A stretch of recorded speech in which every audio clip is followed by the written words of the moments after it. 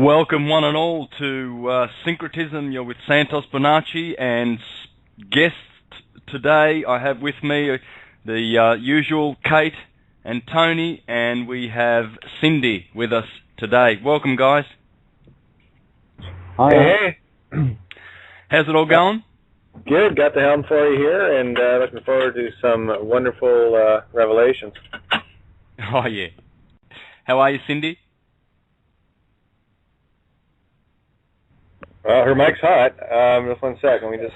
Can you hear me? Yeah. How there about you now? are. There we go. I had to push my button. Yeah. Can you hear me? Can you hear me now? Can you hear me? Yeah. That's my favorite blog talk saying. Yeah. How is everybody? Great. Wonderful. Awesome. Yeah. How are you, Tony, over there in the UK? Yeah, not too bad. So yourself? Yeah, great. Absolutely fantastic, guys. We've got a big show today. We're only 5 days from the big crossing, which is the birthday of the universe. 0 point in all cycles. Not just the precessional cycle. We're talking about big cycles. I've covered this subject in as best as I can, not being, of course, a scientist or anything like that, but as best as I can, I've covered the cycles and zeroed in on them and in my presentations, and this is the big one. So today we're gonna focus on that. We're going to talk about the subject of light, and we're going to get into some Russellian science, because the wonderful Walter Russell had a lot to say about the true nature of existence. And I'm going to read some choice bits from one of his greatest work, The Secret of Science. So the listeners are in for some really good information to prepare them for the great crossing that's coming on the weekend. So this is going to be a great show, folks. Looking forward to it. Yeah, absolutely. And I just want to say, just before we get stuck into it, just a quick 2 or 3 minute diversion. Please, friends, if you're interested in the preservation of truth and the furtherance of light and truth on this planet, stay tuned tomorrow on American Freedom Radio, because I'm going to expose some individuals who are seriously, viciously slandering the truth and pretending to be agents of light. And I will expose them. I won't spend much time on them, probably about 10 minutes, because they're not worth it. They're just not worth it. These are people who are infested with mental viruses. They cannot discern the difference between truth and the lie, and they serve the lie. They pretend to be friends of truth, these four that I'm going to mention, and their names are Joe, Kay, David, and Declan. So I know they're listening in, and they will be exposed. I've been very lucky. Guys, I need to say this first of all. I have been very protected by these type of creepy people. To say that in 2 years of putting out truth information on syncretism, astrology, astrotheology, sovereignty, law, astronomy, I've taught people about etymology, Russellian science, biochemistry, the cell salts, sacred geometry, numerology, music, languages. I mean, I can go on. For 2 years I've been doing this, and I have only had 4 vicious slanderers who have attacked me. And not me. They attack the truth, because, it's like an out-of-control immune system that attacks everything that comes into the body. When the immune system is out of whack, if you put something good in it, it will actually attack it, right? And because it's not working properly. So to say that I've only had 4 of these creepy types, when I look at other truthers out there, other great, great people, and see all of the attackers and all the naysayers that jump on them like parasites and vampires and scorpions hiding behind rocks to bite at the heels of men who are standing in their honor and who are delivering truth in this dark world that we live in, to say that I've only had 4 of these creepies, and the latest one, little boy Joe with that, I don't know, when you look at his face on his videos, you can tell that there's some, I mean, the guy has only got one talent to his name, and that is to slander. He's all full of slander. And I'll just share with the folks that this guy's making videos saying, and I will declare tomorrow on American Freedom Radio how much money I make from American Freedom Radio, because he's gone out and said that I get paid by American Freedom Radio. Well, I'm going to put that one to rest. That's slander, and I'll fix that tomorrow. And the other thing he's done is he's actually gone and insulted all the musicians in the universe who have ever lived, because I'm a world-class musician, and I do street performances, but I do not put my hat out. I've never done that. If you ever see any pictures of me where I put my hat out, that's because I'm playing with someone else who insists that they put the hat out so that they can have coffee money. But I only perform in shopping centres and malls and top quality gigs without my hat. I only sell my CDs. So I've always been a street performer in this context, people. I play my guitar and I sell my top quality CDs. I've sold over 100,000 CDs in my 12-year street performing career, and that has, amounted to much pleasure and joy for the people who have bought those CDs. He has gone and called me, apart from telling the world and issued in his videos that I get money from American Freedom Radio. I'll fix that one tomorrow from the station itself. He's called me a panhandler. Now, this is what happens when people have mental viruses. Tomorrow I will point people to the videos that they can go and watch from this Joe, I don't know what his surname is, but anyway, he's a slanderer, and I'll put that to rest. And that's all I want to say. If you care to add anything to that, Kate or Cindy or Tony, feel free to, but I don't think we should spend any more time on it. Yeah, and move on to the good stuff. Yeah, I agree. Don't give him any more energy, Santos. I mean, every time I've seen you play music, your hat's on your head, and I think enough said there. Yeah. No, my attitude's simply this, and it's like I don't even know the guy, and people like that, what they offer me is a beautiful opportunity to take an even deeper look into myself, to gauge where I'm at, and I know my mirror. And no one else knows my mirror. I don't know his, so I don't know what he's looking at, and nor is it any of my business. So all I can do is flow extreme gratitude and pure love for someone who has never met me, has passed extreme judgment for whatever reason. I mean, that's his mirror, and that's okay. But what I did get is a wonderful opportunity to remove any obligation that I may or may not feel. So I have to say thank you, and I blow all the love I can in terms of healing. If that's what you need, then my energy is infinite. So please enjoy that, and that's really it for me. It's like I love, like they say, love thine enemies, and that is love thine no vengeance.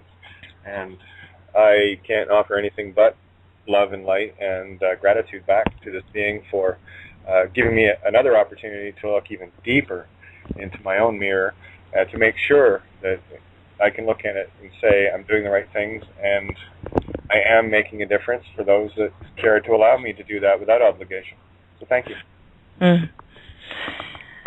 Yes, just throw them some love. Give them a hug. They need it. Absolutely. Yeah, absolutely. Absolutely. There's a lot of suffering, and this is clearly an example of much suffering. If people cannot discern that we are here just for truth and for light, and none of us are perfect. I certainly am not, and I constantly tell people, please don't follow me, don't look up to me, please, because I'm that's not my role. I'm just a researcher, and all I want to do is put out information, true information, which will result in knowledge, and then will result in wisdom, so that our brothers, our beautiful brothers, who really seek a better world, will have that. And I hope that for all the listeners, that this show will never, ever be defiled by naysayers and slanderers. Friends, listeners, please, regardless of any of my obvious failings and whatever, please let us look toward the kind of knowledge that will really truly liberate us. We have a chance now. Syncretism's back. It is back, and it's here to stay. And syncretism will dissolve all the falsehoods of this system.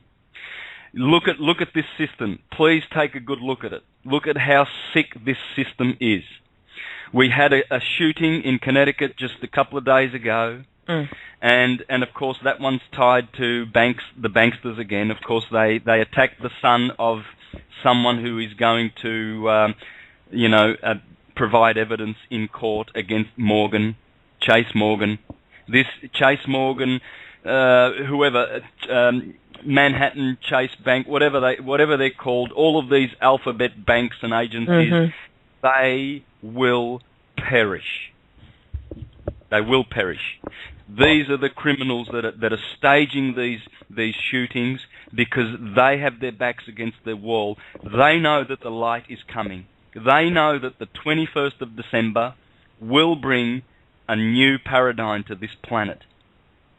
Whether or not that light will be established instantly, and we have instant peace and instant light and love on this planet, we do not know. It might take months, it might take a couple of years, but it won't be long, guys. Rest assured.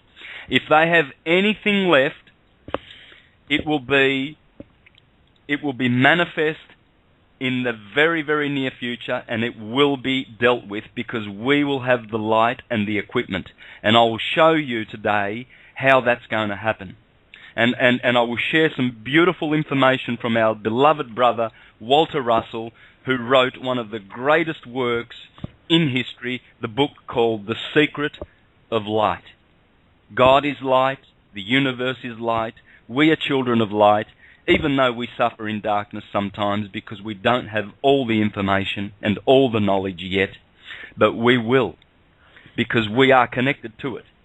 We are connected to Source, each and every one of us. And today we will be dealing with that subject. And what better people that I have to join me than, and in particular, I want to reach out to all of the listeners who know that I have spent a lot of time with Kate and Tony and Pete, who is not with us today, but and in particular Cindy. Cindy I've known since August last year and has always been a great support to me and my work, but in particular the work that I'm doing. It's not me. It's not me, and it's my work. And Cindy, I'd like to welcome you to the panel, and can you share with us, and Tony will be able to share some light too, because you two are working fervently at the moment to produce a beautiful website whereby we will have the best resources of truth available on the planet, hopefully. Can you share with us what's going on with the website there, please? I would love to. We are, Kate, Tony, and a few other select individuals are working on a brand new social network and spiritual university, if you will. It will be a library and archive of all the teachers, you, Kate, Tony, and we're going to most likely bring more into it, and it will be a complete archive of every radio show any of you have ever done, every video or anything written, all things combined, and eventually there will be much more webinars. We're going to possibly do, eventually we're looking towards live stream TV, all kinds of new fun stuff, and it's a very beautiful site. You can go and take a look at it at just the front door at www.syncreticity.com, and that's SYNCHRENICITY.com. Did I spell that right? Yeah. Just checking that real quick. Yes. I'm sorry, I spelled it wrong. It is www.syncreticity.com, and you'll see the front door to a brand new realm, and it's going to be a really fantastic place to come and learn, and much more. Yeah, we do need to point out at this particular time, a lot of the information is being put in through the back of the site, so it's not actually available there for public viewing as yet, but we're working on it as fast as we can, guys. Mm-hmm. But it's going to be awesome. Yes, it will. And you've got some great people working there. Is that right, Tony? I mean, I know that, but what sort of a team have we got there on this website? Well, Kate's got Cynthia, given Cynthia, who's working on all Kate's material. Kate's got a massive archive of information, all that's been put into the back end library, so to speak. Cynthia's obviously putting your huge library into place in the back of the site. And obviously I'm putting in the book, which is, the core of the reason why I'm sat here, privileged to be with you guys here today. Releasing the basic information and some, how can I put it, musings behind it, I suppose you could say. Trying to figure out this whole puzzle, as we all are doing. We're all pieces to the puzzle. It's when we bring everything together, that's when it finally clicks. And that's what we're actually doing here. We want to do it through radio shows, video shows, information, documents, videos. Santos, you're world-class blooming videos, mate. They're just incredible. But everybody knows that anyway, so. But the point is, it's world-class information. And that's all about bringing it together and making it all work synchronistically together. I'm working on it. Yeah, you gotta love those long words, Yeah. Yeah. Well, shall I break it down? No, don't worry about it. we won't go there tonight. Yeah, I just wanted to put forth my gratitude for giving Cynthia. I mean, within 24 hours of meeting her, she put up the loveovermind.wordpress site, just set it all up, and has been so meticulous at staying on top of it for me, because I will be blunt and honest, as always, without the potty mouth even, that there is no way I could have maintained any form of an archive with the workload that I'm doing. And every day I wake up questioning, why am I doing this? And the answer is always the same thing. It's because I care about each and every individual on this earth. You're all my blood. You're all my family. I don't differentiate between the direct bloodlines that I'm involved in and others that I've never met. So this is one of the reasons why I do not have any quarrels in my quiver for anyone. Any quarrels they may have with me, well, that's theirs, and they can have that, and that's okay. Again, I go back always to the only source that I have of truth for me, and that's the mirror. And the reflections I get back throughout the days and the weeks of my life of what I interact with, I am but one thread, as we all are. We're all one thread. And the tighter we pull those threads in our lives and tornadoes that we create within our lives only makes it more difficult for us to interweave with others. So what I've chosen to do, it's the only choice I really have made, is to not make a choice anymore, and just to let my thread run loose and to see how I can weave this new space-time fabric with others, and what kind of pictures that we can weave together. And until we decide as individuals collectively to just let it loose a little bit, let it go, take the tension out of it, and see how you weave with those around you, how your coincidences and synchronicities line up when you start following your own white rabbit. And the only truth that has been fully resonant, that encompasses everything that I've looked at throughout my particular thread of life here, is that as soon as I follow that one beautiful synchronicity, white rabbit, it leads me to the next, and leads me to the next, and to the next, and I find myself weaving in and out of this beautiful tapestry. And to try to describe the people I get to meet, those that I get to associate with and talk to, I don't have any words for that. I think you know what I mean. It's just it is overwhelming. Yeah. Well, Kate, you just said something just a second ago, and I do have to give Cynthia a shout out, because she is like my web GPS. She's the one training me how to get all of Santos's stuff uploaded to this site, and she is a gem. I just love her. Love her, love her, love her. Love you, Cynthia. Absolutely. Pretty efficient, eh? Yes. Yeah. I've also got to bring forward a beautiful spirit called Spirit Dancer. She was actually the co-host to my book, Blueprints of Cosmic Consciousness, and I couldn't have done this without Sandy, so I need to put a shout out there. Mm-hmm. Totally.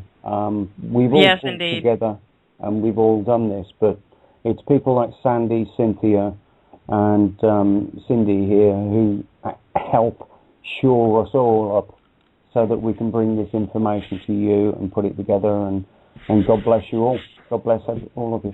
Oh. Just one last thing that I'd like to share, and this is for everyone listening out there, because we could spend the next 25 shows just doing shout outs to people. So you're listening, and I know you are, and I want you that knows who you are, that have come into contact in my life. Thank you so much for changing it with that beautiful thread of yours. And you know who you are. I don't need to say anything more than that. And it goes out to each and every one of you. Yeah, and I'd like to just mention too, friends, that the website that is being developed, it's not going to take away from my other two websites, which are very important to me, and that is the School of the Holy Science, which I am involved with Bill Donahue, Marty Leeds. I also have Matt Presti and Robert Otey joining me. I can announce that. I'm not going to be diverting any attention from that website. And that website is also one that was put up on my behalf for what I'm teaching by my wonderful friends Ruth and Alan Smith in Portugal. And I don't want to diminish that by announcing that I'm part of this new website, and I also do not want to diminish my Universal Truth School. Please keep that in mind. So I'm spreading myself around here, but I'm doing this not for me. I'm doing this for to get out there as much as possible. And this is why I'm involved with a lot of radio stations, etc. Sometimes it gets you in trouble because, one station wants all of you. And I don't believe in that at all. I'm not loyal to names or personalities here. I am loyal to the truth, and I want people to know that because otherwise anything other than that is a hindrance. So please understand that, friends. I'm not diminishing anything from that. I've had help from a lot of people, from which I really, really appreciate, and I want people to keep that in mind. Thank you. Yes, absolutely. Ruth Smith is just a beautiful, beautiful angel, and yes, I agree with your comments there, Santos. I believe eventually that all of this is going to sync together and work together and reach more people. I believe that's just how I feel. And Cindy, you know very well how much Ruth has been very, very loyal to the astrotheology and to my work. In fact, you were there when we started our webinars with the certain type, David Simonton. Yes, I remember. Traffic for the world thereafter, and still is. But he will have his day, and I'll make sure of that. But Ruth has been there loyally for me, and the support and a wonderful help, and you know that very well. So I sure do. We were all affected by that person, and he didn't stop us. So we're still here. Not. And I'm so excited people to announce that we've got Matt Presti and Robert Otey, probably the world's foremost Russellian natural science teachers that there are. I've had them on this show. I've had them on American Freedom Radio, and the positive feedback that I've gotten from that is just incredible. And they will be joining us at the School of the Holy Science for webinars. And of course, we've also got Johan Oldenkamp that's with us there. So we've got a good little group. But with that school, I'm going to focus more on astrotheology and the holy science and stuff like that, you see. So yes. Yeah. It's a beautiful, beautiful place, and all of the teachers there are absolutely amazing, and I'm really excited to hear about Matt and Robert. That's really, really awesome news. Oh yeah. They are doing a wonderful work, and they've got the beautiful website. I think it's called thesecretoflight.com. But anyway, you can easily find the work, and they've got all these beautiful videos, like 10-minute, 20-minute videos of Russellian science, and it's absolutely exquisite. So I'm so happy to be able to work with people like that, and that school is only growing by the day, and it will grow. And I promise people that we will keep forever teaching true things, forever keeping humble as much as we can, and as much as we can, we will always be in service to humanity to bring light and truth. And that's my promise to you. And so let's hope and let's work to making stations like this grow in listenership, and so we can help people on the path of true liberation and freedom in this bedarkened world. But without further ado, guys, I want to read some beautiful stuff from Walter Russell, please.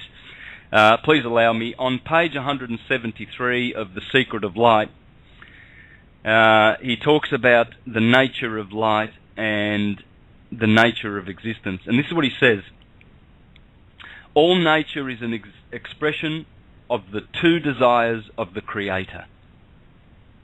The desire for separation from the oneness of rest in Him into a multiplicity of imaged forms of His imagining, and for the avoidance of that multiplicity by a return to rest in His oneness. Now, what he's saying here is that there are two desires that the Creator expresses. One, to divide in duality, and so that we can have dimension and experience, and we can do things, and then for that separation of the oneness to go back into the stillness. So we see in nature a pulsating rhythm, where we see separation into duality and experience, and then we see that wanting to go back to rest. All of nature seeks rest, because nature has been divided from rest. It's been separated from rest to give us this beautiful expression that it is. Nature in its beauty illusory beauty that is. Nonetheless, it is beautiful, it is glorious, but nature is always seeking its rest. And what the 21st of December this year is all about is about rest. You see, the Mayans teach us that the fifth sun will be born on that day. And it is a day of pure light that will be born. A day of pure light. And that's what God is. God is light. And we will know that light. We will know the light like we've never known it before. We already are light bodies. We are Merkaba vehicles. And we know that. But the knowledge of this is still a little bit bedarkened. We are looking through a glass darkly. A murky glass still. But when that light arrives, that true light which is called the Christ, when the Christ returns, we will be christened or christened in that light, and we will have rest. This is what the Bible talks about when it talks about the day, God's day of rest. You see, because this is what we've experienced so far in this dualistic Piscean age, is a day of division. It's been a dark day of division and duality. The two fish pulling away from each other. One believes, one doubts. Well, Aquarius is bringing about, is about to unify that division of the fish.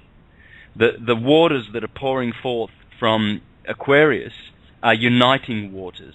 These are waters of light. These are light because Aquarius is an air sign, and air is what carries light. It's the gas, it's the plasma that carries the light. So Aquarius is going to facilitate this light.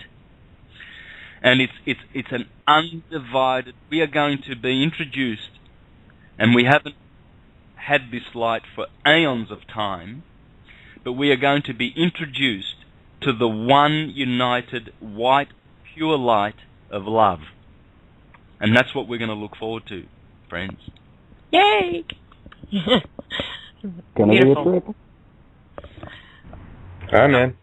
Oh, and before you go on, I just wanted to say that in about 4 minutes, my sister and my two nephews will be taking off from Toronto, Pearson International, to head home to Ireland for Christmas.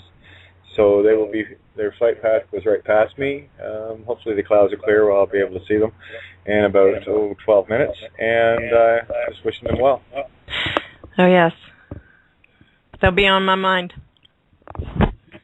Beautiful. Now, the sun, as Walter Russell say about the sun, on page 199, he says this, all things in this solar system come from the sun and return to it. The life germ for which man is seeking is in the sun. The idea of man is in the sun.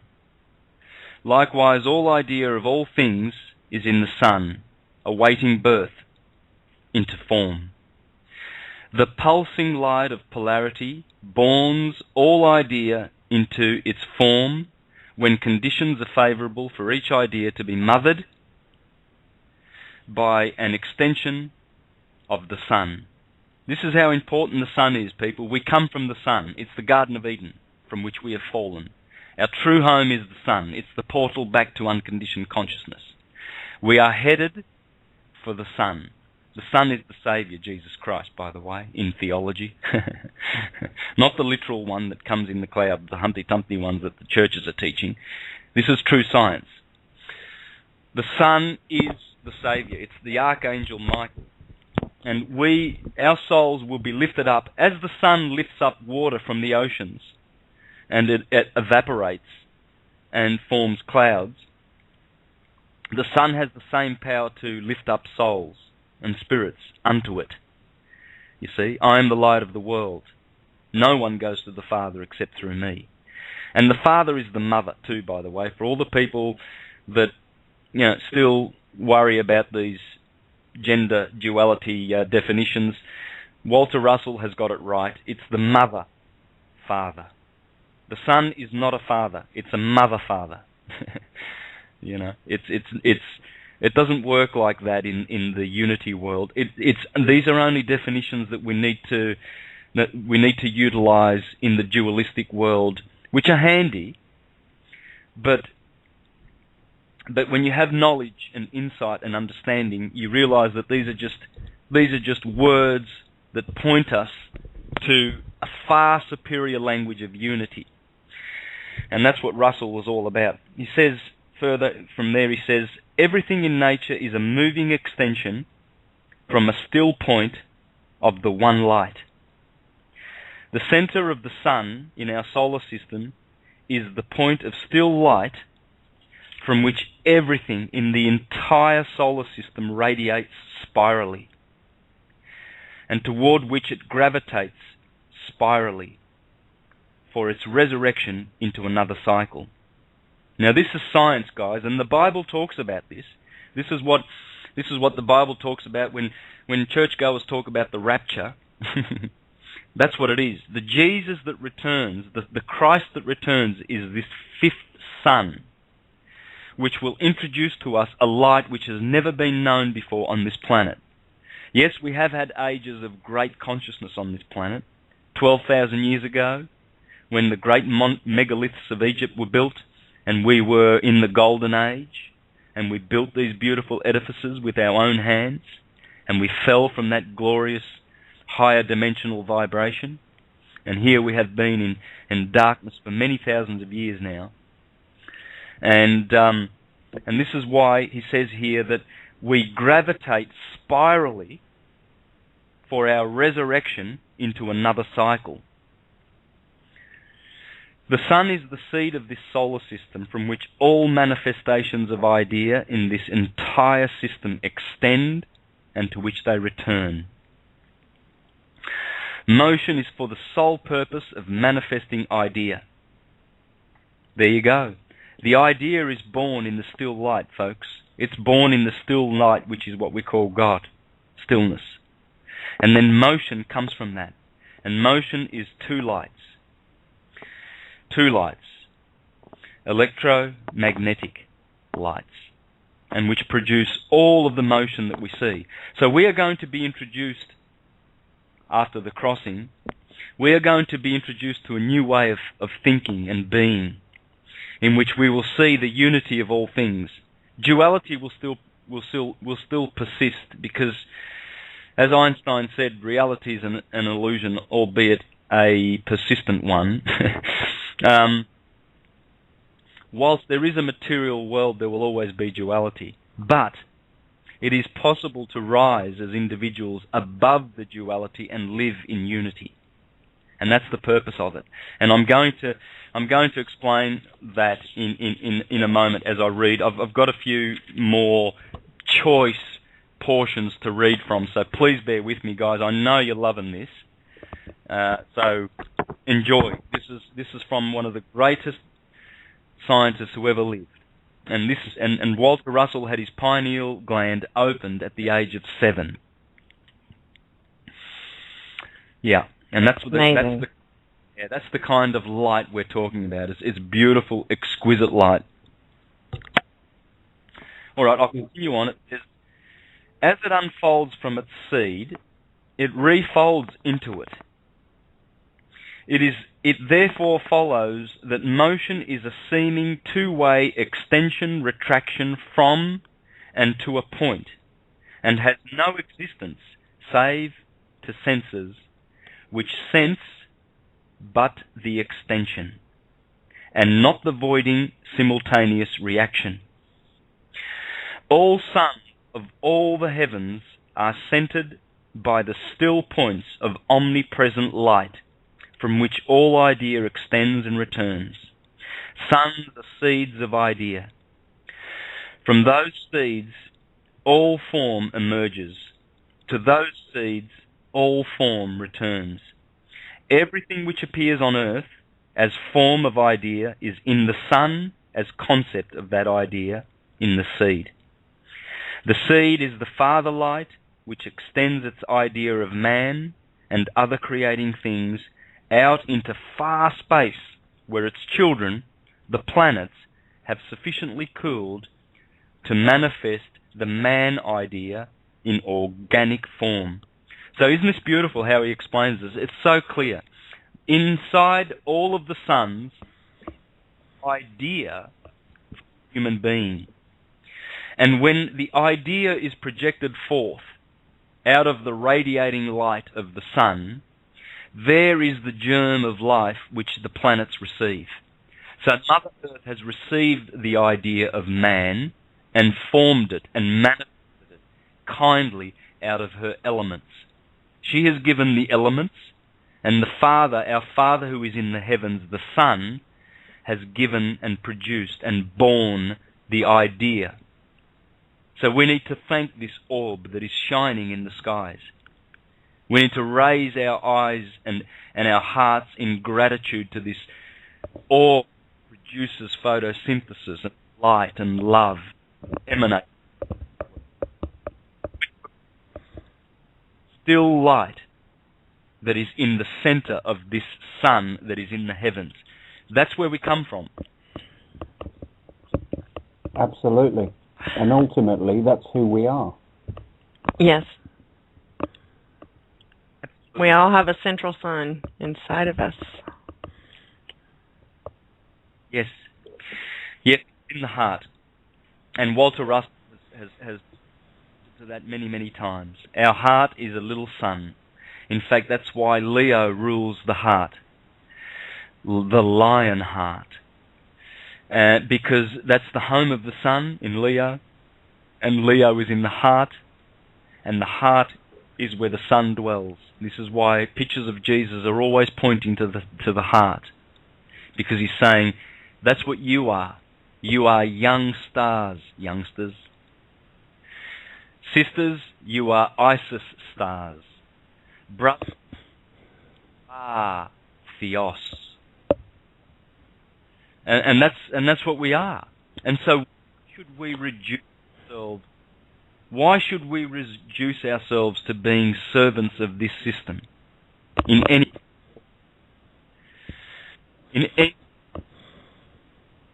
We should be totally free from all of this world and this system and the darkness that is produced in this world. Hey guys, I'm going to have to rest Walter Russell. I've got quite a bit more to read. Please, Kate, up to hear your comment. Oh yeah, you might want to check your mic because you're breaking up a little bit, just for distance reasons. Yeah, I mean the resonance that comes for me is, I mean, we all have to find our own X, our own key, as the Greeks would say it, to our door of God on our yellow brick road to finding the Emerald City, right? Dorotheos. That's the door of God, and that's what Dorothy represents in the beautiful, naive child that she is, on her way to first get rid of the mindless straw man, which is the legal system, to understand that you are not a fiction that people have been sold into, and they're still wanting to play that. Quick note to those that are seeking any sort of there's very specific things that have to be done, and I've talked about it before. I'll talk about it some more as I unfold this one for myself and others. But what you need to do is remember the crossroads where Dorothy met the mindless one, and she took advice from it. And certainly she followed her own intuition and went down the road a bit further to find the empty vessel called the Tin Man. And the only thing that needed to complete the Tin Man, or that empty frozen vessel, because truth had literally stymied it in fear, called rust. And all you have to do with that vessel is find your heart within it, which was always there. And of course, moving on down the trail of the yellow brick road, she came across finally the Cowardly Lion, where for me that was a representation of finding the courage within to find that lion heart that would ultimately lead them to the Emerald City. And while en route there, of course, traveling through the poppy fields, put Dorothy, her lion heart, and of course Toto, the extension of herself, her Toto Jeannery, put them to sleep. And the only thing that could finally wake them up was the cold, hard truth called snow, the whitest truth. And upon awakening, finally made her way to the Emerald City. And That's what we're doing. The Emerald City is a representation of love. That is the green language. That is the heart. And until you can, it's like the Wicked Witch says just before she gets melted, and your little dog too, the last to go will see the first three go before her. So to me, that was, in order to find your own Emerald City, you have to let go of the straw man, the mindless one, because it's trying to keep you fighting and creating tornadoes. You find your heart, and you find the courage to confront all those things in you that has kept you from your own Emerald City, and you have the key within you. That's the X that Saint marks the spot. It's within you. And all I urge you to do is find the courage to confront yourself and all those things within you, because you are merely the mirror reflection of other suns around you. Dare to shine bright, and dare to stand in your ruby red slippers, which were originally silver, for truth. Dare to be so strong to stand in that truth that not even the Wicked Witch with all her power could remove it, because once you stand in the truth, it can never be taken from you. And you have to walk in it. It's not just an issue of standing in it. You must walk in it. And walk in it Dorothy did. And she found the door to God herself within. Absolutely. I think that's absolutely brilliant how you have broken that movie down, Kate. And what just came to mind when you were saying mirror made me think of another movie that I grew up on, and that's The Never-Ending Story. And I believe all of the movies have their little code inside of them, but The Wizard of Oz is absolutely brilliant, and I'm really impressed with what you have been bringing forth. Well, it's impressed. It's right there in your. I know. You know what I'm like. I know. I'm sorry, Kate. No, it's like a humility thing, because here's the thing: I never claim any truth. You see, because it belongs to all. How can I claim it? All I can do is live it and be a part of it, and hopefully share enough of it from my particular thread. So no, and again, no offense taken or rendered or anything. You know, it's that beautiful neutral area. I get it, and I am very happy to be of service if it is helpful for anyone to start to resonate with them. So that's kind of what I'm trying to say. And you're right about The Never-Ending Story. What a beautiful story, you know. And it is. We are in a never-ending story. It is the ebb and flow of creation, the law of correspondence, cosmically speaking, and until you realize and start putting all the seven laws together, we're going to be creating these little drama tornadoes around us all the time. And something else I did want to convey, which I've found very, very helpful for myself, and one of the reasons why, and this is back a few weeks now, but I do not put a price on me. Whatever I have to offer, I offer freely without obligation as a true gift. I expect nothing, nor will I oblige anyone to feel obligated to do anything. Because truth, and this has always been resonant within me, truth belongs to all, and all we can do in order to help ourselves the most is to help others around us. And regardless of your station, regardless of your position, be it, and it could be anything from the prince to pauper, it doesn't matter. What is your intent? It is the intent of a gift. Again, it's like I treat it like a 5-year-old, child at Christmas. I mean, when you give a gift to a 5-year-old, what do you expect in return? Nothing. You are only helping. Literally, you're only helping yourself in the notion of the gift. Because if there's any expectation of obligation, or for me, if a gift is given with an expectation, that is not a gift. That is a debt, and it's an encumbrance upon both. So what I am at the point in my life, I'm good. I'm good. It's not that I don't need or want anyone's help. I just don't want anyone to ever feel obligated to that, because the universe has me, and I'm okay with that. I found that invisible bridge across the chasm that Indiana Jones had to take that leap of faith, and I know many of us have taken extreme leaps of faith, and I challenge anyone you know, to walk in the shoes of Tony or yourself, Cindy, or Santo, or myself, to get the full perspective. Because until you've actually walked in the shoes of another who has walked in truth, you don't know. And that's why I will not claim or judge another, because I don't know what your path is. All I can do is resonate what is part of me and what is part of my thread, and how I interweave with another. Because again, go back to the oneness of it all, right? And I loved how Russell puts it with this folding in on itself and expansion, and it's both things operating at the same time. It's that wonderful, it's liquid electromagnetics. It's I can't even really describe it. It's just it's nothing you can put in words. It's just a thing you know. It's the nature of the game. Yeah, and what you said there about the Wizard of Oz there makes a lot of sense, and it ties in well with what I'm about to read from Walter Russell. You're going to love this.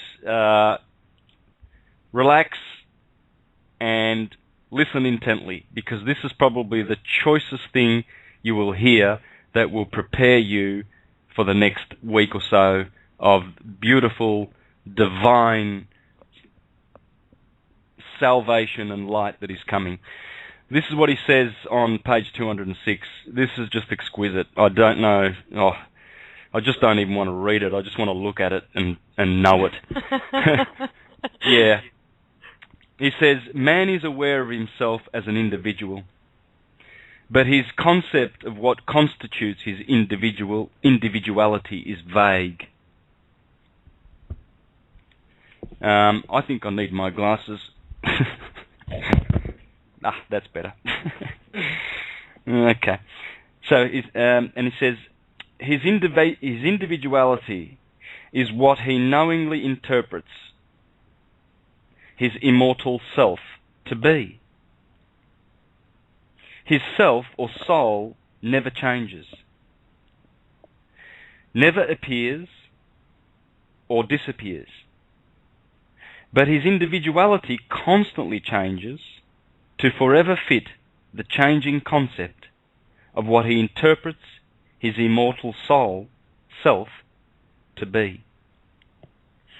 As every man gradually comes to know the light of his self in him, his individuality changes by the constant uplift toward that increasing awareness of his centering omniscience.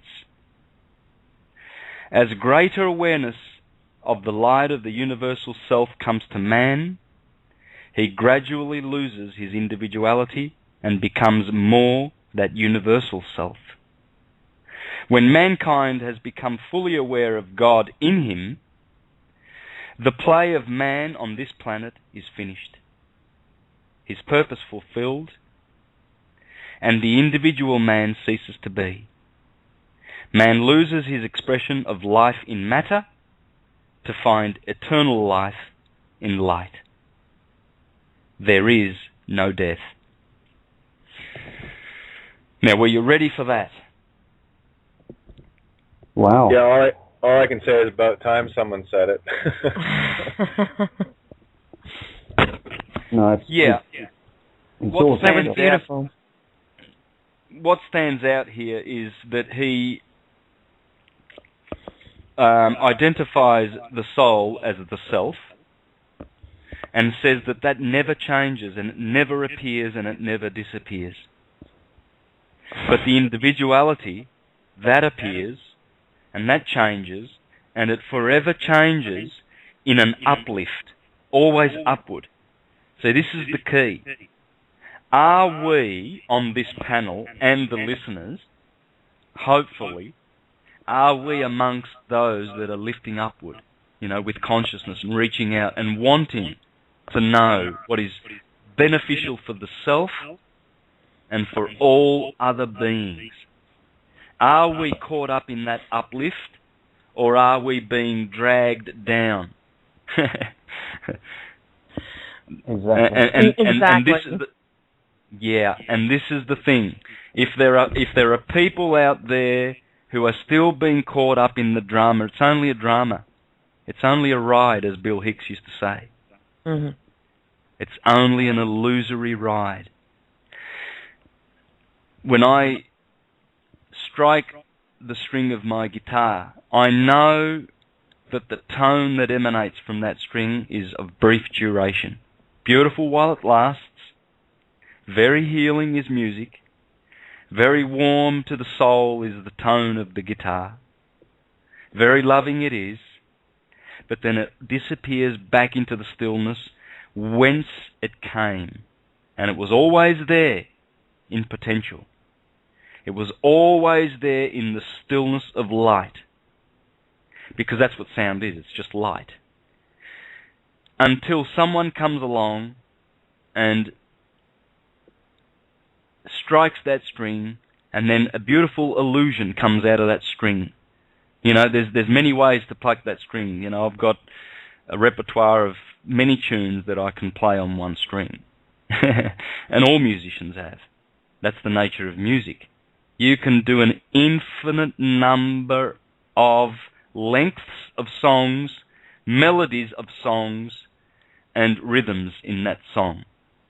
It's infinite, but it's always an illusion, and it always has to go back to the stillness. Stillness is all that exists. We don't exist in our bodies. This is not an existence. The only thing that exists in us is God in us, for we are God. And when we recognize that, bye-bye the individuality, hello the universality.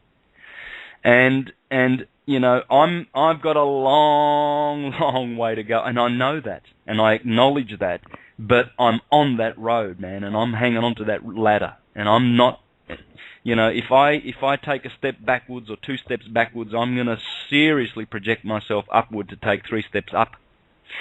And that's the attitude and the road that we should all be on.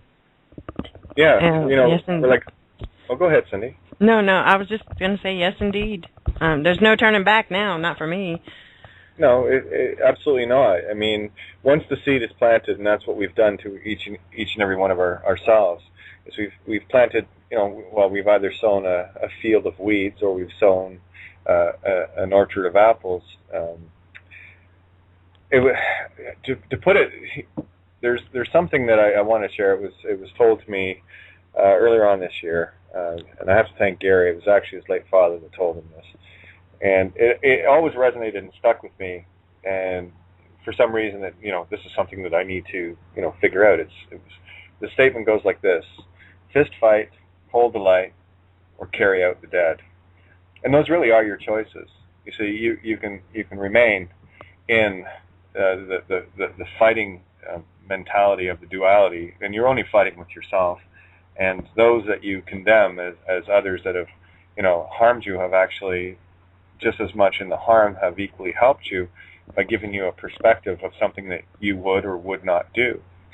So when you can look at elements of, regardless how dark it is, and I mean, I look at the pitiful way that those that are still so trapped in this illusion, you know, feel it necessary to, you know, set up and murder children and everything else to try to create some sort of fear. But what's happening now, as it has been for the last very long while, is no sooner does something like this happen that within minutes of it, the truth is exposed. Where, you know, how long did it take us to get past the John F. Kennedy assassination? It took us years, you know.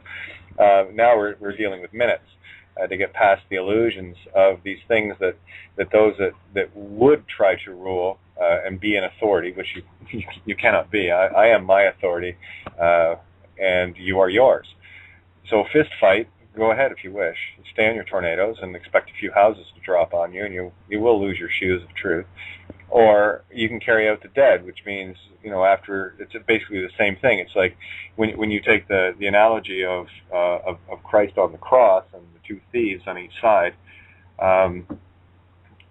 when you are at a position where you're done with all the fighting and you have no will left, of course all you can do is carry out the dead, and you're just going to keep perpetuating the game. So for me, it was always a situation of holding the light. And my saying for me has been very simply this: is I will stand to post. I will not yield, and none shall pass. You see, I'm not allowing the darkness past me anymore. And that's all. That's all we have to do, especially now. All we have to do is maintain that beautiful visual of paradise that was lost, that is now returned. And instead of buying into the illusions that are presented for you on that gawk box that they call the TV or whatever, and anyone, I would hazard to say that most of the people listening have turned that off a long time ago because they're listening, and it's true. Instead of taking on somebody else's interpretation, somebody else's illusion of what they want us to be and see, I decided to write my own script from my own thread and see how it weaves with others. And the joy of this has been finding so many other loose threads that I can interweave with. And I got to tell you, the tapestry is looking rather dapper. Mm-hmm. So, hold the light. Just hold the light. That's all you got to do. There's no more fight, guys. All you have to do is stand. That's it. And dream big. Dream big. Stop planning, start dreaming. That's the newest one. It's an interesting thing as well, like you say, about fighting. If you're fighting anything, if you're fighting the system, if you're fighting this, fighting that, fighting your next door neighbour, if you're fighting anything, you're on the wrong page. That's the point that I take away from that. It's huge. Stop fighting. Just accept it for what it is. Move on and get on to better pastures. Yeah, and look what the system does too, right? It's all about penalizing and fines and it's all about the money. Well, when you actually, for those that are able to say that money is debt, of course it is. It's promised to pay in the future, so it is an incurred debt. Give them the debt. Give them all the debt they want. That's you want to shed the burdens of this game. Let them have it. Just here you go. Render unto Caesar that which is Caesar's. You want your illusion? You want to build big piles of debt for yourself? Go ahead. I'm good. I'm okay.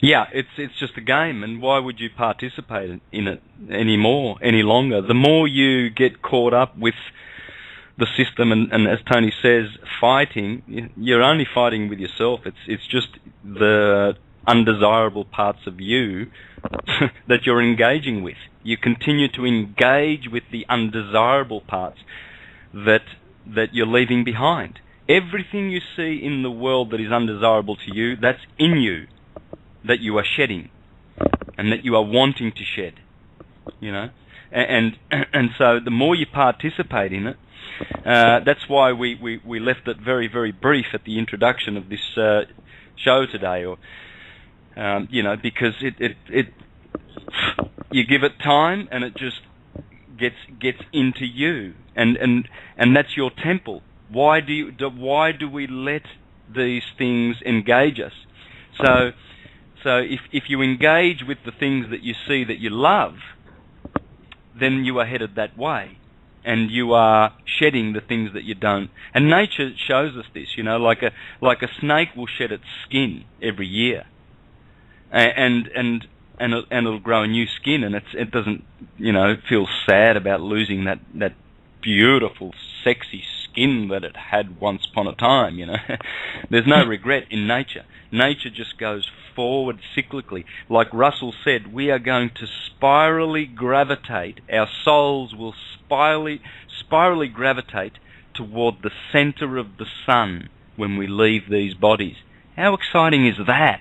I mean, are you looking forward to that ride? There's no other way, by the way. There's no other way to return to our true paradise like Ulysses did, and like Jesus did, and Buddha, and whoever else in those beautiful stories. It's the story of us. It's the story of our journey back home. Do we want to go back home to that light? Or do we want to stay here in this drama and oh, look at that, oh, and he did this and he did that, and oh, let's get involved in this and fight the system. If you don't pay any attention to it, it will go away. And what remains is the light that you are, the being that you are. And that's it. I particularly liked the example given in your movie, Santos, the movie that you were in with the other 4 gentlemen or 5 gentlemen, the Crossing Over 2012, where there was one fella, I believe he was in Australia, and I can't pull his name up right now, but he was discussing a storm that was approaching Australia, and how the news was saying, broadcasting that this storm could get much worse.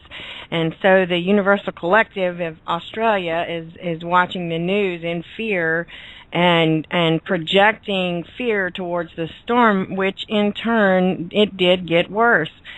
And whatever you are thinking and whatever you are putting out, you are bringing back upon yourself. So, yeah, that was beautiful. Where attention goes, energy flows. Yes. Totally. Yeah, so... This is why we need to concentrate on a positive future and a positive outcome for, all of our future generations. It's all about putting out the good stuff, not focusing on the bad stuff.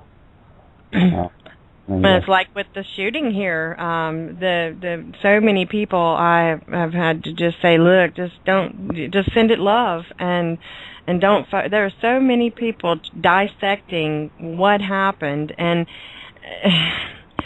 around my community here, mothers and children crying, and so much explaining to have to be done, and just it's all I tell them is, you guys just lift them up in love, prayer, good intentions. Just send the love to them, and don't fear, don't worry, and explain this to your children. Just send them love and think about these families in a loving manner. Yeah. There's a lot of emotions being spread around now because of that, and just try to remain balanced. We need to remember. We need to remember all these things have been done. They're not they didn't just happen. He didn't, the guy didn't just happen to wake up and decide to go and shoot people. This has been orchestrated, and that's what people need to begin to understand. The same as 9/11, 7/7, all the rest of it. They've all been orchestrated. They've all been orchestrated for reasons, and it's the results of. It's what comes out of that we need to learn from. We need to be aware of the truth. Observe the tornado. Don't jump in it. Yes. All I can really have is pity for the degraded level of consciousness that, feels it necessary in order to survive in such a dark manner, to manifest something like that. And again, Cindy's right. Just flow love. Don't buy into the fear paradigm anymore, because if you are going to buy into that fear paradigm, you're just empowering it even more. Understand that it was done deliberately to get you to do that, and you can decide whether you're going to agree with it or not. And here's the thing: if you focus on it, what you're doing is manifesting more power towards it, that it will happen again. So that is an obligation upon your shoulders. Oh yes. Focus on what change you want to see, not the change that is being thrust upon you by some outside influence. Dare to be the God you are. Not in my universe, sorry, not on my watch. I'm going to hold the light. I'm going to start pushing I already have. Push all these tornadoes away. If they want to bring houses down on themselves, that's their call. Me, I'm okay. Been through enough tornadoes. Me too. Oh, you did go through one, didn't you? Hurricanes, 3 of them. Actually, 4 of them. Yeah. And the last one wiped me off the map, and I was still alive, but standing on the side of the street, scratching my head. But it led me to where I am now. And everything does happen for a reason, and I had to lose everything 4 times over, I'm here 2,000 miles away from my children, but I came here to care for my niece, which fills that void somewhat. But it also allowed me the time to dive down this rabbit hole, and that's when I started studying your videos, Santos, and several other people. There's a man up in Canada by the name of Scott Onstadt, has a website called Secrets in Plain Sight, and Marty Leeds with the Sacred Geometry, and so many other teachers, and just it woke me up. There was a reason for everything, and I had to lose myself to find myself. Yeah, totally. There are so many good guys out there that are giving out some awesome information. Ben Stewart, Esoteric Agenda. Oh yeah, fantastic awesome stuff. Esoteric Agenda would be probably the best video out there, blowing the lid off the whole fiction. And I used to recommend that and forward that video more than any other. Yeah. You in touch with Ben Santos? Yeah, kind of in a roundabout way, not directly, but I know that he wants to. Ben and Dan would love to get in touch with me, and I'd love to get in touch with them.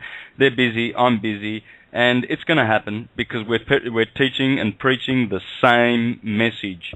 Look up, the light above will draw us to it. Don't look down to the darkness. Absolutely.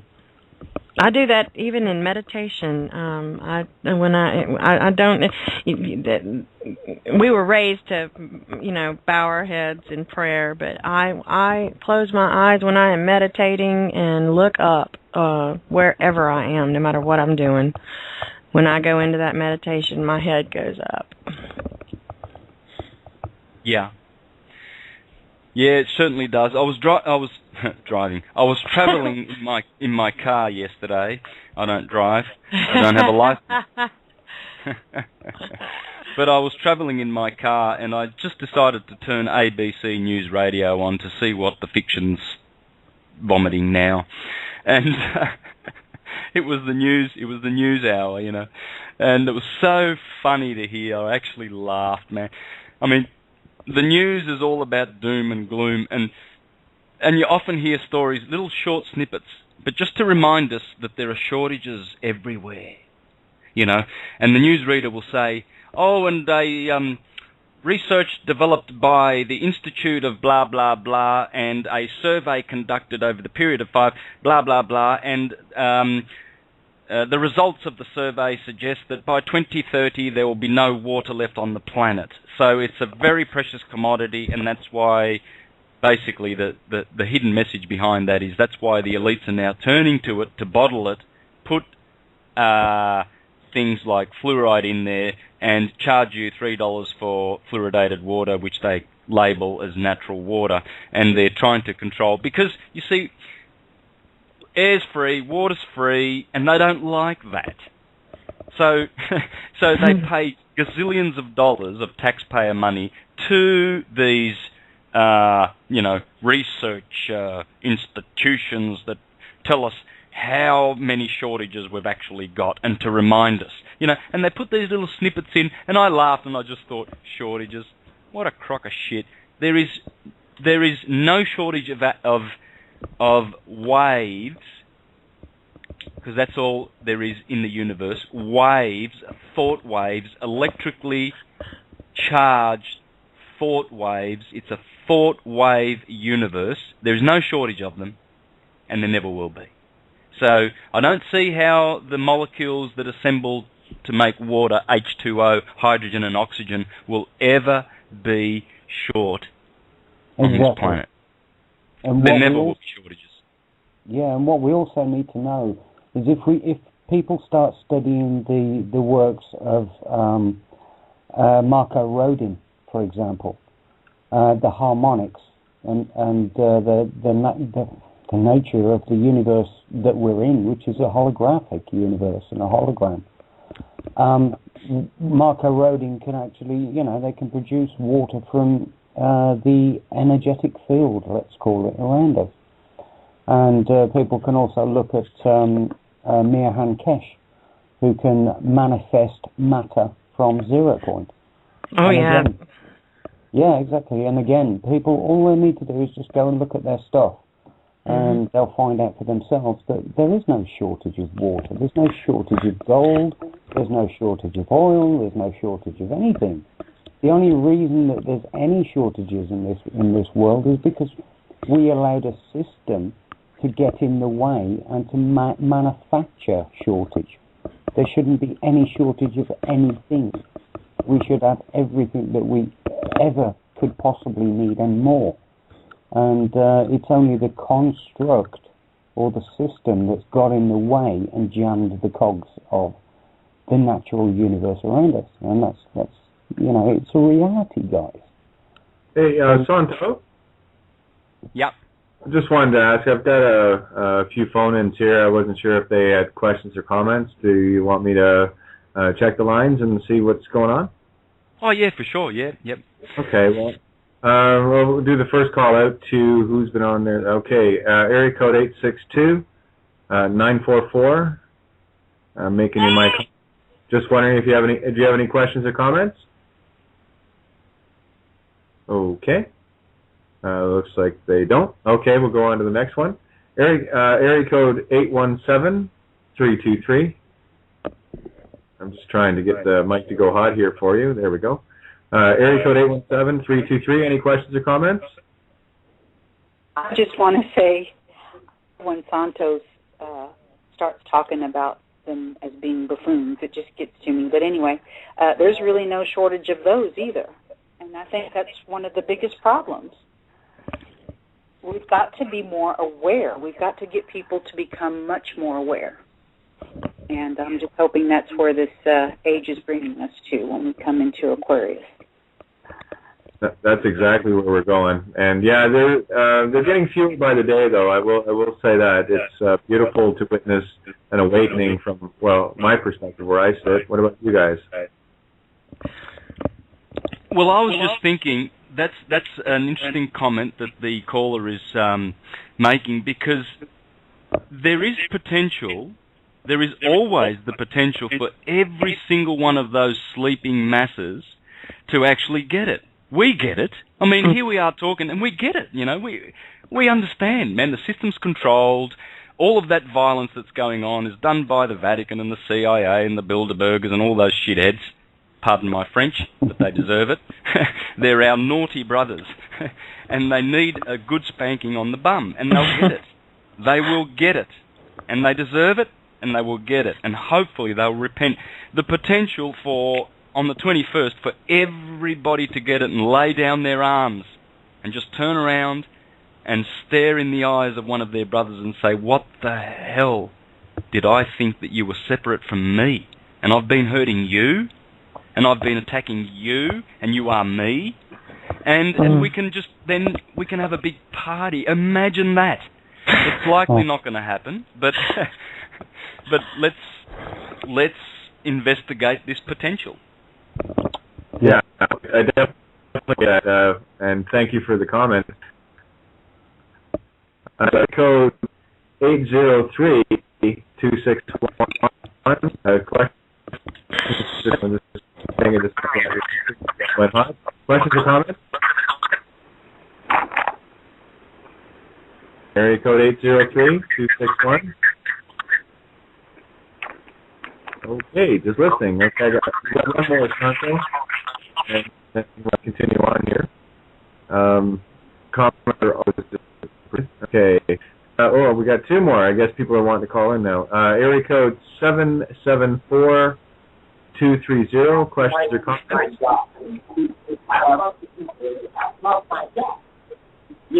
Always up. That's the answer. Like I wake up. Okay, well, I guess not. Like I can't wait to go to work. That's awesome. I'm really glad because that's what you. There we go. Okay, area code 75736. You might. Any questions or comments? Waiting for. There you are. Hello? Yeah, you're on. Okay, I have a question about the fighting that we're supposed to pull away from it this time. I'm in the legal system through my daughter, and she has, I'm just wondering how I would handle something like that now. Should I maybe wait until after the 21st and then engage with the legal system that she is, confronted with right now? Well, the only thing that I will offer on that is it's all of this is merely a test, and it's a test of our inner self. Now, I'm working on a couple of final things here as far as how the whole system has committed fraud from the get-go, and that any use of the name by the system is in fact fraud as well, because they're dealing with basically something that was never made into a lawful document. So not only are they committing fraud on the grand level, what they're doing is they're also aiding and abetting others to commit fraud as well. So it's a double cross, double jeopardy for them. So in the meantime, again, I will never give legal advice in any way, because I've left the straw man far behind, been there, done that, gave back to the straw man. So I really, Santo, any comments? Yeah. Yeah. Look, I would say, see what happens on the 21st, and let's hope that this birthday of the universe will bring us all the goodies. Santa Claus is coming, and he's going to bring us all the goodies we want. I really, really believe in my heart of hearts that there will not be a need for it, because the people who are harassing your daughter is a legal system. It's a fiction. It's a corpse. It's dead. And all dead things will not, all dead, evil, dark things will not exist after that day. I am 100% sure of that. And I know that.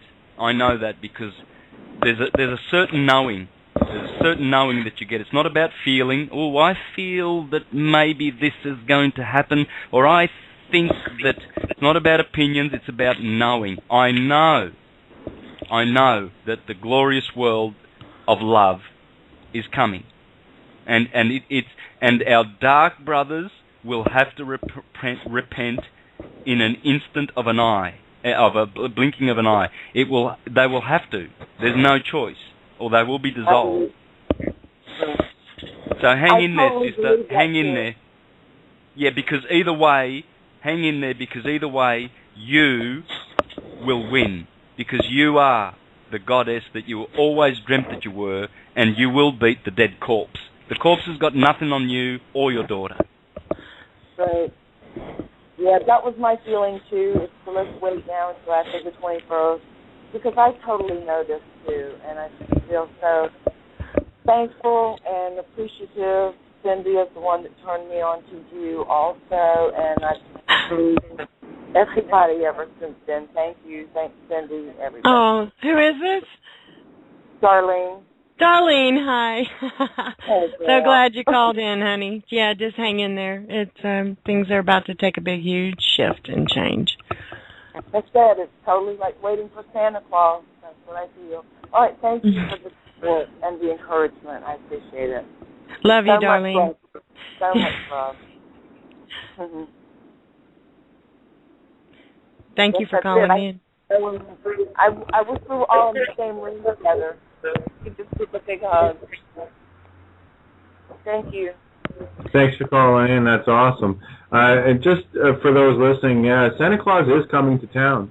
And I will tell you, the Invisible Wizard is watching. He sees you when you're sleeping. He knows when you're awake. He knows if you've been bad or good, so be good, for goodness sake. And that's all you have to do, is to step into the good light. And Santa Claus has got some treats coming. We've seen a few things that most people wouldn't fathom or believe, but I understand why, and I have a sneaky suspicion why we've been missing this so far. But once you get into the synchronicities of life and the no coincidences and start following those white rabbits, what I just said will actually make sense. So the next time something gives you a hunch, go look it up. And by the way, I would have a handy copy of the Black's Magic 9th edition nearby. So if a word resonates with you, look it up and see what it tells you. Won't you be surprised? Promise. And I've just had an oh my God to the end of that situation. Yes. Because Kate's absolutely correct. Yeah, and Santa Claus, by the way, that's in your head. That's the claustrum upstairs, near, emanating from the pia mater in the cerebrum, is the claustrum, otherwise known as the Santa Holy Claustrum. And that Santa Claus is coming, because he pours out, that Santa Claus is where all the oils, the chrism, that run through your cerebrospinal system come from. It's produced in the claustrum. So that's the gifts from Santa Claus. And the North Pole is the top of the head, the very, very top of the head, and that's where the claustrum is situated. And as those oils flow down the cerebrospinal system and down to the sacrum, another beautiful, beautiful place of the body, down below, connected to the sacrum and the spinal column, and they go to the bottom of the spinal cord, and then they ascend, and as they return back upward, they illuminate the beautiful light, the dormant brain cells, and this is the true Santa Claus that's a-coming. So be ready. Be ready in your hearts, folks. Just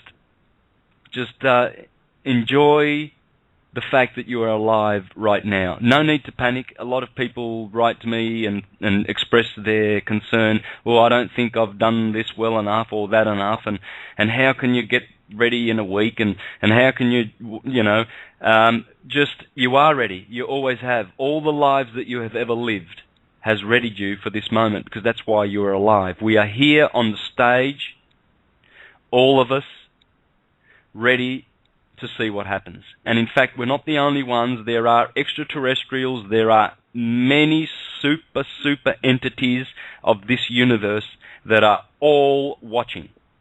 Everybody's watching. The whole universe is watching. So you guys, you're the stars of the show. It's you that are being seeded as sons of God. And as we are elevated into a new dimension, these entities are all there, and they're loving, and they are loving, and they are all there waiting to see how we, their brothers, will be reunited with them. Because the controllers of this planet, who have had their day, have disconnected us from them.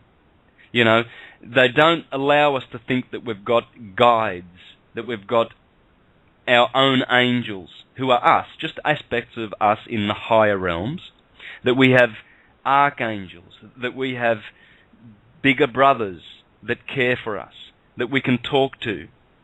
You know, they want us to be disconnected from them. It's just, to them, they want us to think that it's a purely materialistic existence. Purely materialistic. Buy this, buy that, everything's material. Even the churches preach it. The churches are full of materialism. And they want their donations, and they want their clubs, and they diss all the other churches that in turn are dissing them. And that's what it's all about. Division. We've been disconnected from that unity that we are sensing right now. And we're not just sensing it with our illusory senses, you know, the sensory system in the body. It's a knowing. This is higher than sensing and thinking, folks. This is a knowing. We are coming into the age of knowing. Aquarius says, I know. And all who are baptized in the waters of Aquarius will know. No more doubt, no more believing. Oh, I believe in Jesus. I'm going to sit here in this church and warm this seat. And he's coming in the clouds over there. See that cloud? Oh, there he is. And he's going to save my butt because I didn't. Yep, that's the point. It's apathy. That's what they want you to. That's what they want you to practice. It's don't worry. We're going to send a savior. There's a savior coming. He's going to rescue you, etc., etc., etc. It's absolute. It's the opposite of what you need to know. Yeah, and the true thing that we need to know is this: that we are light, children of light. We are children of the sun, and we will return to the sun, undoubtedly. There's no hindrance to this. This is our path. We're on it. Yeah, and again, it's all about our own choices and in which direction we want to take things. I mean, there's only two things we do as Creator God. In the pure sense, we are causality. We create an effect, and then in turn we observe that effect. And the only choices we have beyond that are how are we looking at it and what is the intention of the creation. And that's it. I mean, it's a pretty straightforward, simplistic look at things. And I mean, it all ties in with Russellian. And everything that I've ever researched, and I've been in a lot of places, there is one common thread that runs through it. And it was, I mean, you can go from languages, astrotheology, I mean, you name it. It's all the same story told from a different perspective, from a different intention. And when you start to see the simplicities of it, all the stories start to make sense. So, I mean, a movie like Wizard of Oz will resonate with me more so than, say, with someone else that might get a lot more from, say, the Matrix movies or Santa Claus 1, 2, or 3. Star Wars. Star Wars is another one, and they're all the same story if you know how to see it. Lord of the Rings, J.R.R. Tolkien. And, it just depends on your perspective. What is resonating with your thread? What is your white rabbit that you have to follow? And the only thing that stops us moving on this thread and creating this fabric is our unwillingness, our blindness, or our inability to take that literal step of, not leap, it's a step of faith in the shoes of truth, to dare follow it. Follow your heart. And if you do, if you can have the courage to just follow your heart, it will never steer you wrong. That I will promise you. You know, I've made a lot of choices that were very difficult for me to make, but I made one commitment, and one commitment only, that once I found the truth, regardless of what I saw potentially coming at me, and there was a lot, I stood it anyway, and I had many days of, shaking just before I'd send an email, because I sent out a lot of emails to a lot of, my lists included the Vatican and, the President, Queen, and Rothschilds and all the rest of it, because there's no point in if I'm going to talk to people on the radio, I want to make sure that I'm getting the message out to those that would, claim to be the rulers. Or at least get into that realm where if I'm gonna find truth, I have to shine light, my own light, into the darkest places. And one of the things that I will offer up to all the Geminians out there, which I am one, you have a very, very high responsibility of shining as much light as you can. Maybe Santo, you might want to explain a bit of that responsibility to the other Geminis out there. Yeah, well, the last time that we were in an air sign was in Gemini, and that was 6,000 to 8,000 years ago. And this is what the historical, if you like, rendition of the Bible is all about when it refers to the Garden of Eden. The twins are Adam and Eve, Pollux and Castor.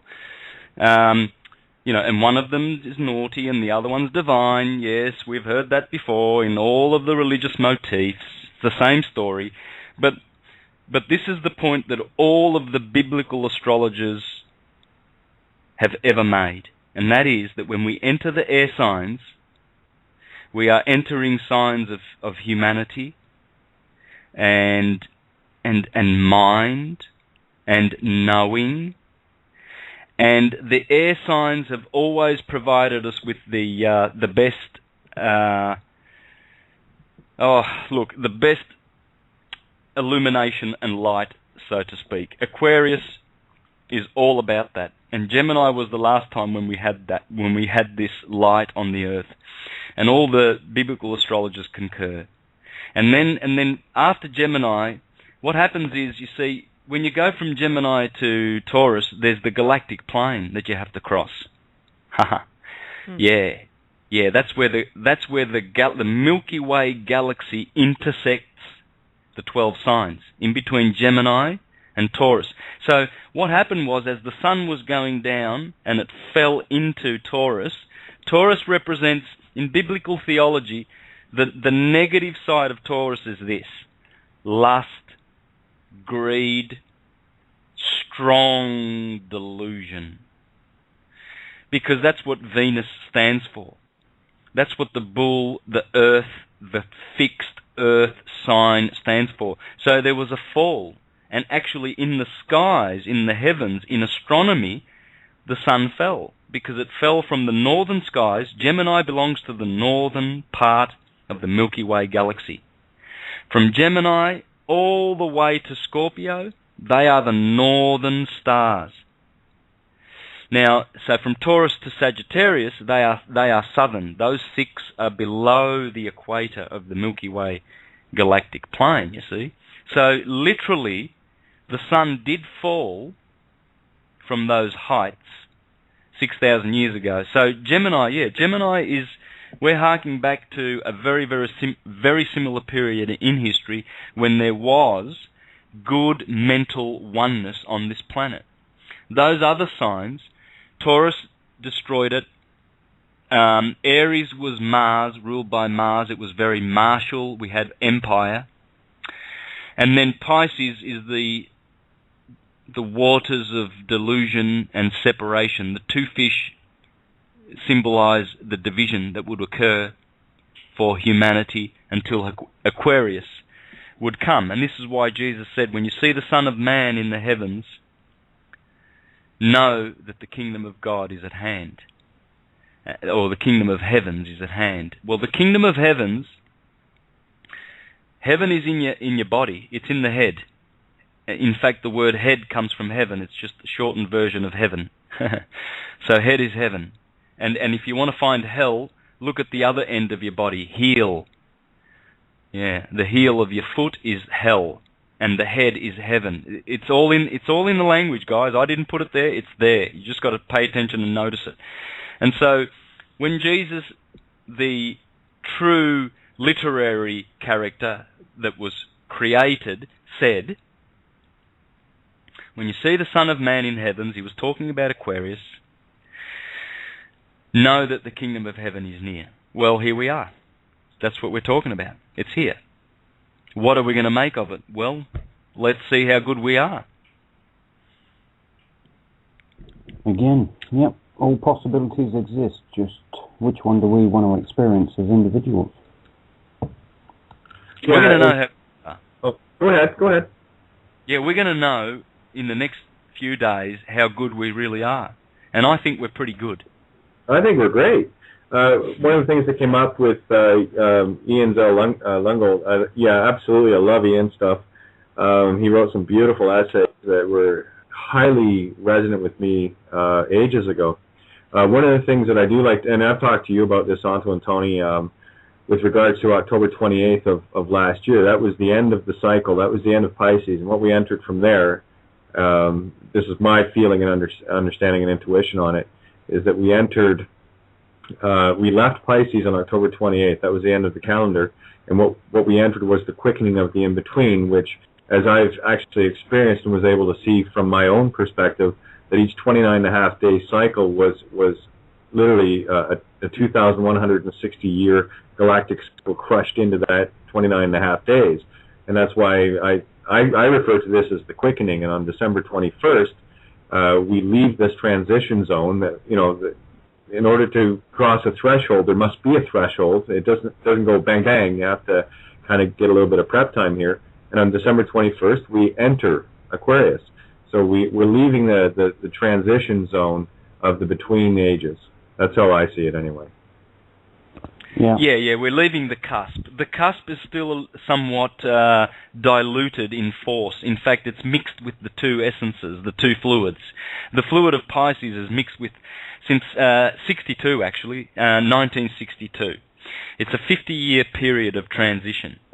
And Pisces must forever, or not forever, but at least for 26,000 years, it must desist. In 5 days' time, it stops. It's the end. End of the road for Pisces, beginning of Aquarius. Exactly. And again, what we're dealing with here is very fluid time and space, which is that which we create in the now of the present thought. There are. You have to treat it as that loose thread that you must become in order to weave in. If you have been so taught, as in tight, if you've been so taught to follow strict and stringent rules, you're going to miss it. And the idea here is to let go of the chains that you're holding to the point where you're going to have a little faith in yourself. And if you can't have faith in yourself, don't expect anyone else to, because really what we're here, for me anyway, what I'm here to learn is to, one, find the essence of me, the essence of me. That's what the ascension is. And how I weave my particular thread in and around all the other threads of you. And, the looser I can keep that thread, the easier it is to weave. Instead of being caught in a web or a net all the time, I don't know, it's really hard to put into words here.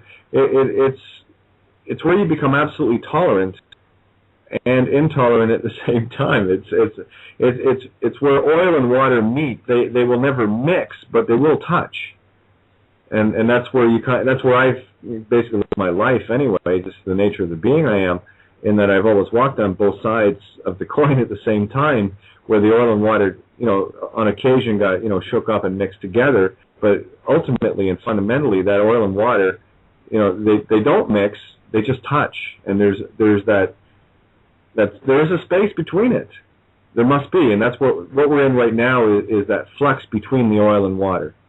That's how I see it, and we move from one to the other through this beautiful little transition, as above, so below. I mean, thing is, I see the fractals, and I follow my white rabbits, and I see things now.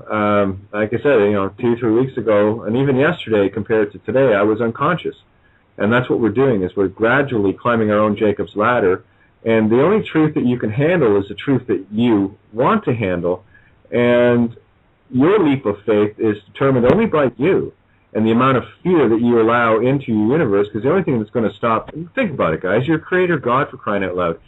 What have you got to fear if you're infinite?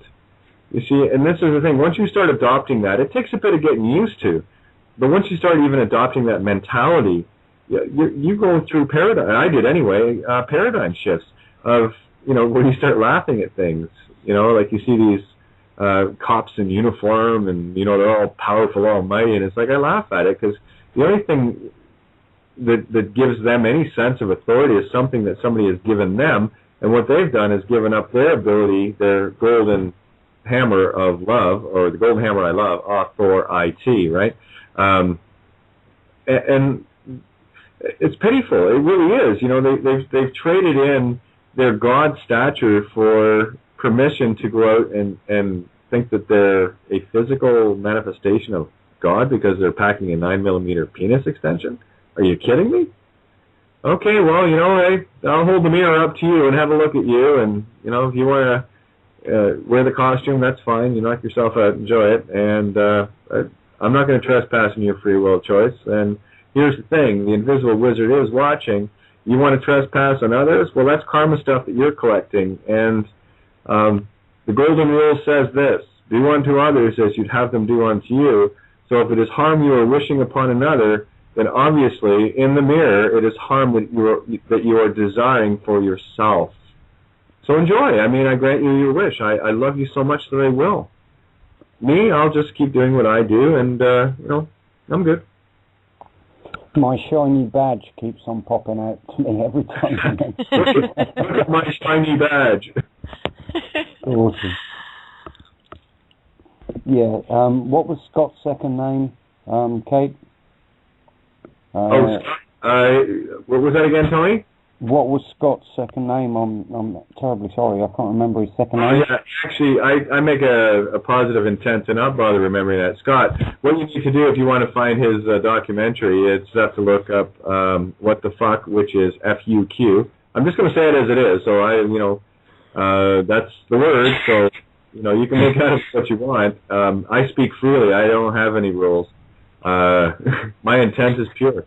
I share truth, and I share what I know. Sorry, guys, get over it. Don't worry, you'll get over me. I did. Moving along. Anyway, you should look at the video. It's quite funny. He did a spectacular job of showing the way it is.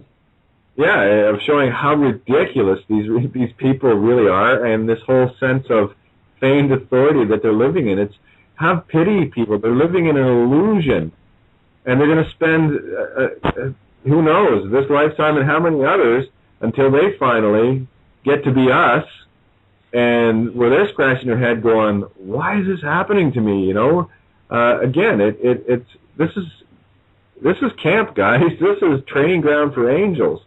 And not all the kids are getting out of kindergarten. And that's okay.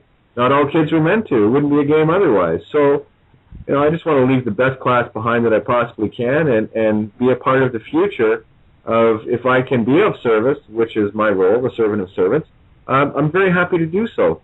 But I go back to the obligations and gifts and all the rest of it. I do not accept any obligations or debts from anyone. Period. That's it. I will not give them, and I will not accept them. Forgive us our debts as we forgive our debtors. The code book says it all. There's so much out there if you can see it. That's all you got to do is look. Awesome. Just for the listeners as well, I've just found that documentary in there, and I'm going to put that into the chat room so people can go and check it out. It's some awesome stuff. But anyway. It's all good. Yeah, I believe Santos had shared it a while back, but let me see if I can find it and get it on his page. Yeah, I've just put it in the chat room there, so cool. All right, guys, well, we're down to the last 10 minutes, and I've thoroughly enjoyed this, and I think we've established about as best we can that here we are facing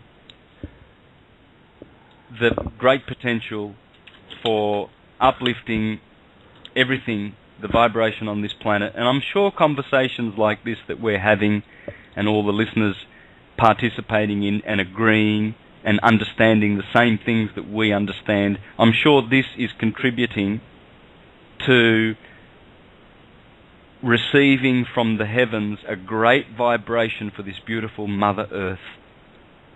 And I'm sure other conversations that are being had in other radio shows by people of like mind are also contributing, and that can spill over to everybody on this planet, because there is a lot of suffering in that illusory world that people are participating in.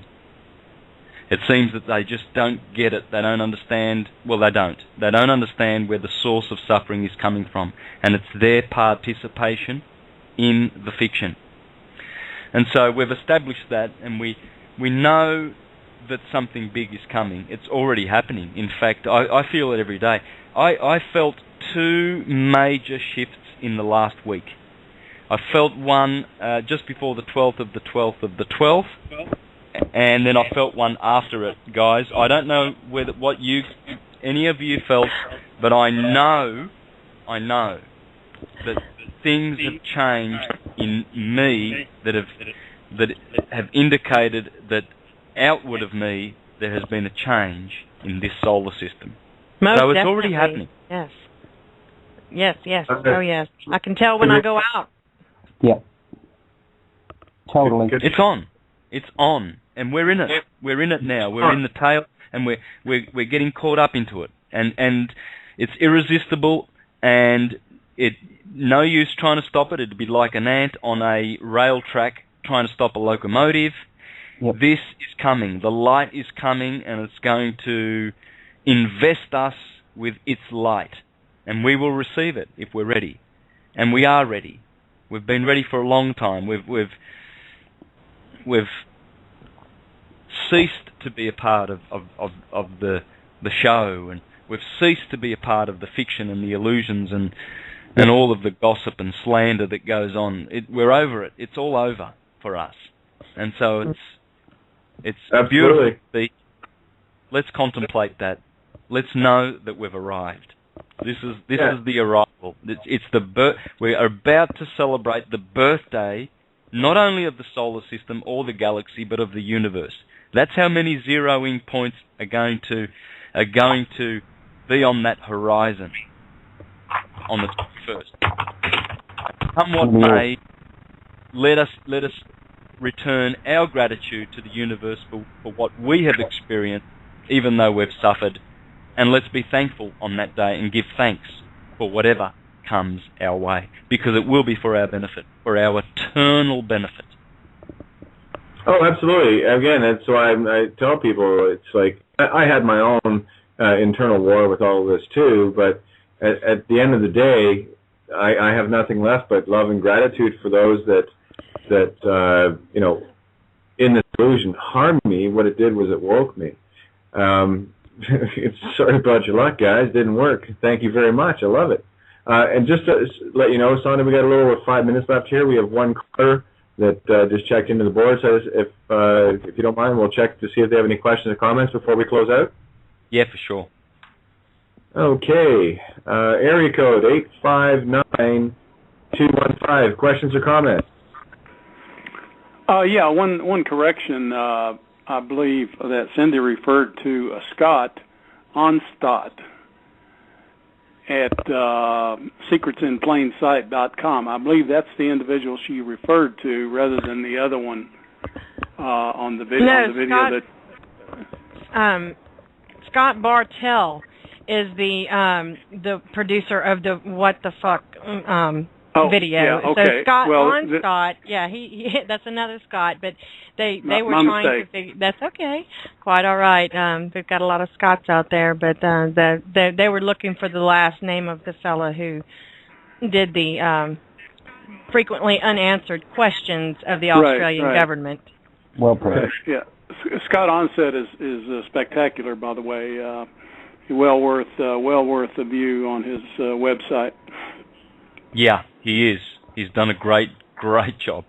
Scott Onstott was actually the Secrets in Plain Sight was the first video that I watched that started my wake-up process, and then eventually I found Santos, and then Bill Donahue, and so many others out there that are all doing their own thing, their own subjects, and it just started a never-ending learning process for me. I didn't think I was going to be going back to school in this manner, but I love it. I can't get it. Absolutely. And thanks to everyone, all the efforts. Thank you for all the purpose. It's appreciated.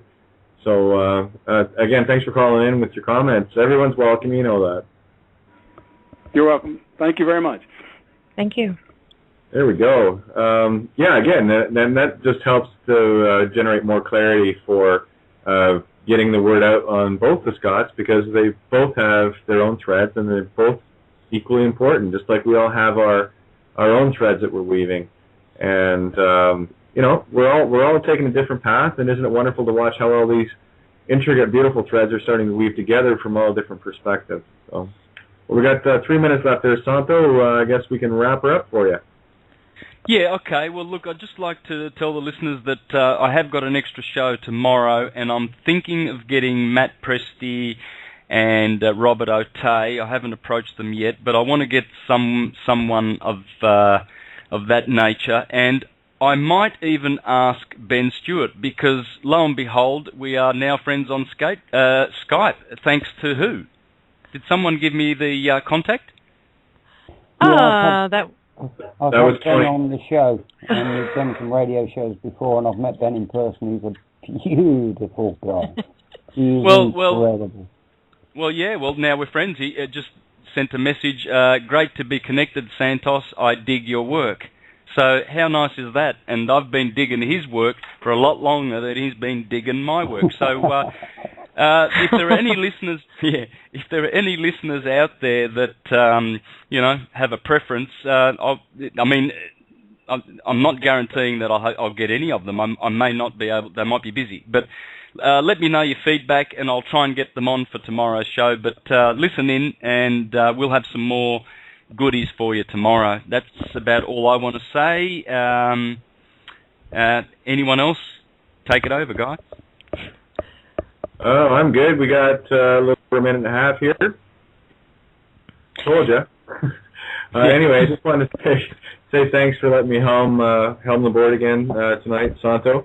It was a pleasure and an honor to do that for you. That way, as I was saying to Cindy earlier, you can just go and not have to worry about anything else, and I'll do the walking and chewing gum at the same time over on this end. So, thank you so much for what you do. And Tony and Cindy and everyone that's been and a part of my life, I have nothing but eternal gratitude. Thank you.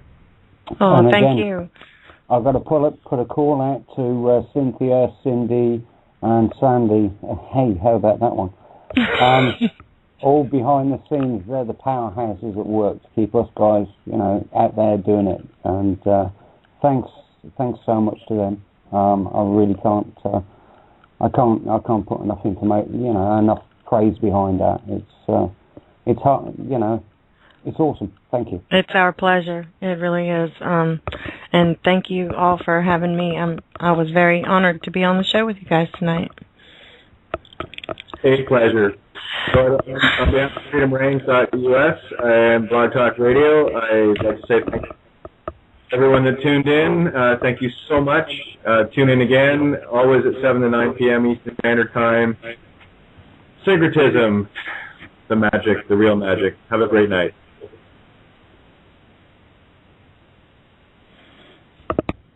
Okay, we're off the air, guys. Yay! I'll be ending the call now just because we want to get the archive up. But great job, as always. Always a pleasure. Love you all. Yeah. I think it went great. I really do. Likewise. Absolutely. I'm so honored to be with you guys, and I'm so thankful that you joined me, and what a beautiful show. One of the best. Thank you. Oh, thank you, Santos. Yeah. All right, we'll talk soon then. All right, wonderful. You have a beautiful day, Santos. See ya. Bye-bye. Tony, good night. You too. See you later, guys. All right.